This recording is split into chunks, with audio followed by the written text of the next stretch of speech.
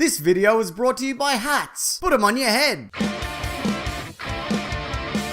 Star Wars Episode 8 now has an official title in The Last Jedi, a name that's actually been used before in a 2013 novel of the same name. But you know, that's how these things go. You know how many Star Wars books there've been? Hundreds, thousands, tens of thousands, that's too many. Thousands! Okay, so here's some stuff we know. Rian Johnson decided on the title all the way back with his first draft of the story. Presumably it took inspiration from a few things of note. The idea of a Last Jedi has been something that's popped up in Star Wars movies before, and it's always referred to a specific person. Luke Skywalker is called the Last Jedi in the opening crawl of Episode 7. Plus, during that movie, Snoke even refers to him as such. The droid will soon be delivered to the Resistance, leading them to the Last Jedi. Yoda also makes mention that he'll be alone in Return of the Jedi.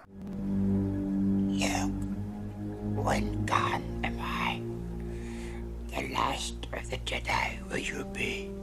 Of course, there was a time period when it wasn't just Luke. You see, he was the Last Jedi, then he wasn't, and then he was again. The details haven't been fleshed out yet, but we know that in between Return of the Jedi and The Force Awakens, something really terrible happened. Now, I know you probably know this, but just to clarify, in case you've done that thing where you've just spiraled into one of those YouTube binges where you're 40 videos deep and you don't know how you got here and what is happening, so just in case, I'm going to shed some light. So in the aftermath of Return of the Jedi,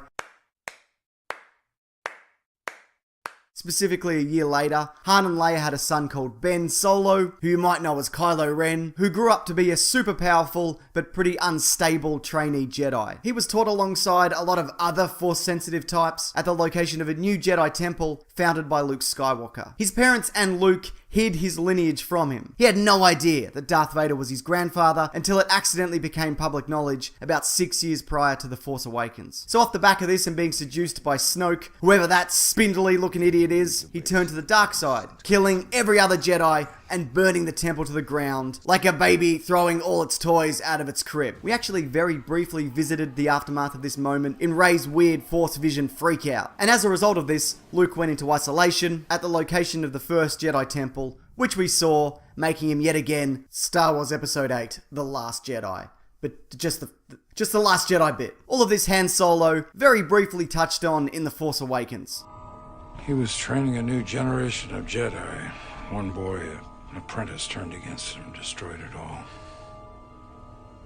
Luke felt responsible. He just walked away from everything.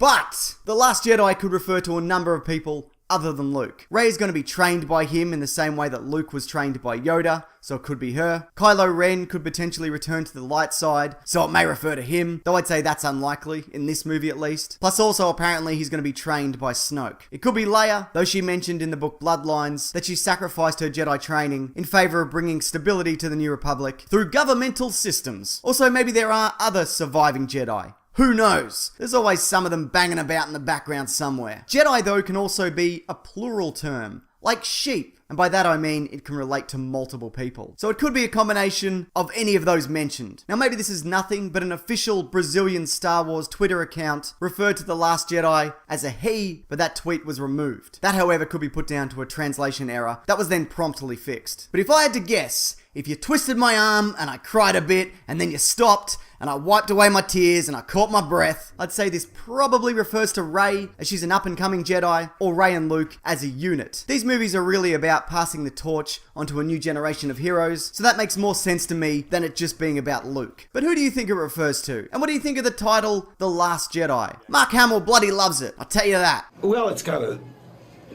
real samurai, you know, it's straightforward and minimalist, and I like that. You can leave a thought below if you want to or care to, even if it's wild speculation. That can be a real fun thing. Alright, I'll be back Thursday and Sunday with more videos, but in the meantime, feel free to check out my podcast, The Weekly Planet, that's linked below, that covers movies and comics and TV shows, or feel free to do literally anything else. Okay, thanks everyone.